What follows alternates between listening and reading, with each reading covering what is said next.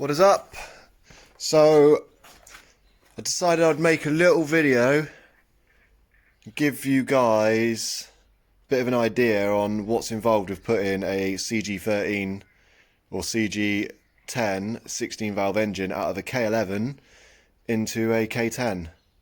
So I'm only going to cover like the big points, the main fundamentals.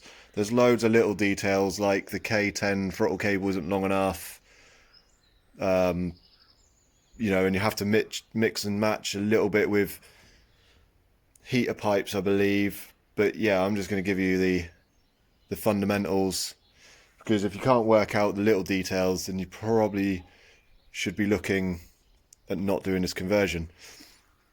So there are probably three main areas. There's the mounting of the engine, there is the fuel system, and there is the electronics. Everything else is kind of like small minor details that you should be able to work out for yourself. With regards to mounting the engine, this mount here is completely standard. This mount down the back, hang on, I have to go around the other side where I was a minute ago. So this mount down here, the part bolted to the car is standard, and then the part bolted to the gearbox, if I'm honest, I don't really remember where it came from. It's either K10 or pre-facelift, like the first ever 1 litre K11 with a small box. Not 100% sure, can't really remember. If someone knows, they can add that in the comments. But yeah, so those two mounts are Nissan parts. That mount and that mount are Nissan parts. And then if we come around the other side, this mount here on a K10, this part is up here. So what I did was I basically cut it out from here and moved it down to here to match. And this is a standard K11 part. So it's pretty easy to make this engine mount into this chassis. There's not too much drama involved. And then with a couple of other things with regards to mounting, not really mounting, but I'm using a K11 gearbox and I'm using a K10 gear shifter, and you have to chop the selector, not the selector, the part that bolts up to the box down here. If I can get it to focus, is 90 degrees out. So what you do is you cut it off the linkage, turn it 90 degrees and weld it back on.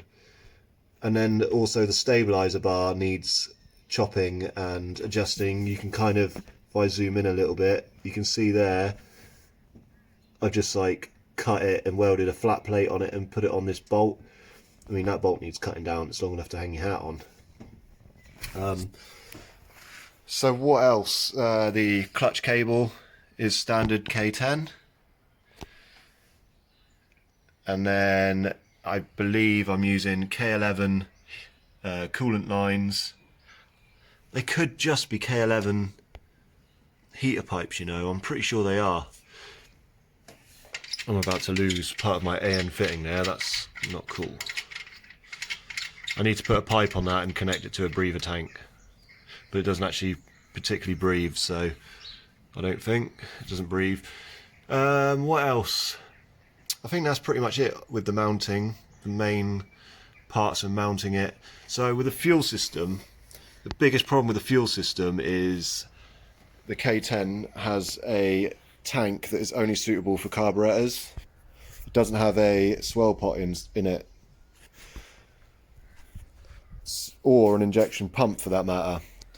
So what I've done on this car is I've actually mounted a K11 tank. On my previous car, that one, back in the day when that one had a CG engine in it, I just ran a swell pot. I had a swell pot like up here with an injection pump feeding the rail, and then I had a low pressure pump at the back feeding the swell pot. And that's one way you can get around it. One other thing for the mounting quickly. I've had to make a stabilizer bar there. Some people don't bother, but the engine jumps around quite a lot, so I've made a stabilizer bar and just welded a mount to the cross member, because I'm running this Honda radiator and it gets in the way of where the stabilizer would usually be. You can get away with just a K10 radiator. I always used the K10 radiator in the past and I never had any cooling issues. In fact, this overcools. The engine never gets above 75 degrees, which is not really ideal, but it is what it is. I'm just trying to think. I think that's pretty much covered it on the mounting side of it. So for drive shafts, I'm running standard K11 drive shafts, K11 hubs and lower arms, and the only problem with this is the chassis is a little bit narrower, so the drive shafts actually bottom out. And what I've done on this car is I've just extended the lower arms by approximately 15 to 20 millimeters, if I remember correctly, and that you know, prevents the lower arms from bottoming out. Sorry, not the lower arms, the drive shafts from bottoming out. They run out of plunge. So yeah, that's a bit of a, you know, it's easy to get around, but it is a bit of a bummer. So if we move on to like the electronic side of things, you can use the starting and the charging loom as standard, and you can just adapt it slightly for the K11 alternator. I won't go into too much detail, but on the K10 it's like a 2 or 3 pin plug, and then on this it's just one wire. You've got your main battery cable there, and then the other one is the exciter, or the you know, it goes back to the dash. You can't really see it, but you get the idea. For wiring, yeah, you kind of need to know what you're doing, but it is only about 4 or 5 wires to wire up to get the standard K11 loom working. And for all my power feeds for the ECU, what I did was I used the big thick green wire that usually goes to the coil pack, which is mounted over here, and I just use that because I've sent it off to its own little fuse box, and then that fuse box powers the fuel pump, the fuel pump relay, sorry. And I think I had the fuel system originally just running off of a ignition live, but now, because I'm running Mega Squirt on this, I'm running it off of the ECU, so the ECU triggers the fuel pump relay. And then yeah, so it's basically a K11 loom on this car, but spliced, or you know, made to work with the Mega Squirt. I'll get into that into another video. I'm trying to think what else there is. So yeah, with the K11 tank, I'm running AN lines all the way back through the car, but you don't need to. You could probably just run the standard lines, but the K11 tank does not fit.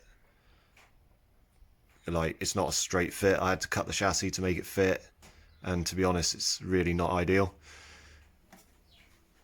For the earth strap for this engine, literally just running the earth strap down here so it's hidden,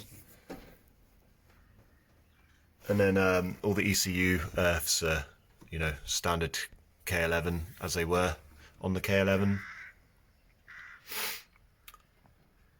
I'm trying to think what else is kind of specific to mounting the K11 engine, or making the K11 engine work.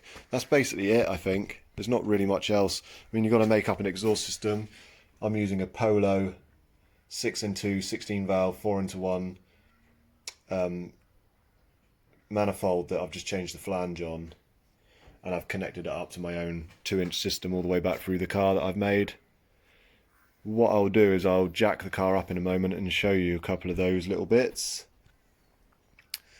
In fact, I think I might as well just do that now. Right, so there's a couple of other points with the wiring to take into account. This wire here for the coolant gauge, that's just K10. Just hook it up, don't even like touch it, just leave it in the K10 loom, hook it up to this engine, and you'll have a coolant gauge that works.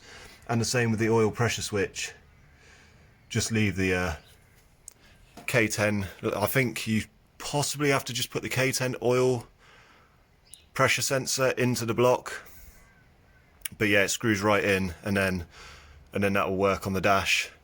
Speedo, don't have one. There's electronic. I'm led to believe that there's early K11 cable drive, senders that will work with the K10 dash, but I've just never bothered.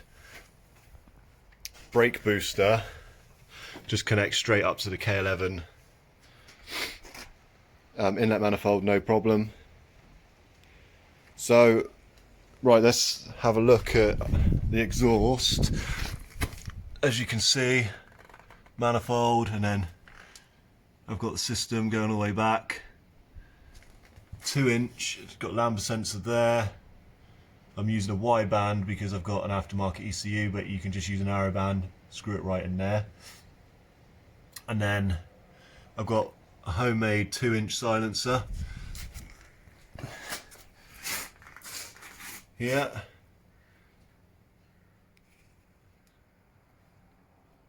And while I'm at it, yeah, I've got to remake the back section, it's all rotten. But yeah, while I'm at it, I'll get a mat a minute. And so as you can see, this is where I just cut it and rotated it on the gear selector. And also back here you can see that it's quite heavily modified on the stabilizer for the gear shifter. All of this stuff was done like practically a decade ago, so it looks a bit shonky. My welding's come on a little bit since then, and it kind of, it's got like a bit of a dog leg in it here, and then like a flat blade welded on the end that's got a hole in it so it connects to the gearbox bolt.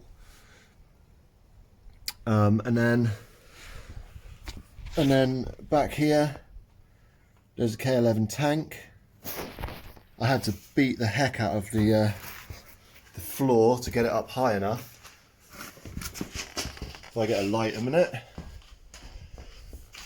Actually, I can use the light on the phone for this. Oh, I'm just getting my mat.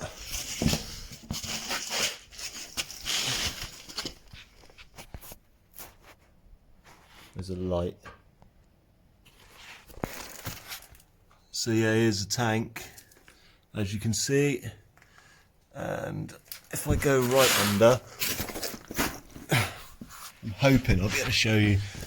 I had to like notch this cross member a little bit to get it up there, and then I drilled holes through the floor for the actual straps. I had to modify the straps, I think no, I just used long bolts. I've got a bit of a hole in my exhaust. Yes, K11 tank, very close to the axle. But yeah, I think that's pretty much everything that I can think of with regards to putting this engine into this chassis. If you can think of any more questions that you want to know, you want me to go into something a bit more in detail, a bit more specific, then just let me know, and I will try and make another video. But yeah, hopefully this is of some help to some people, and just leave a comment if you need to know anything.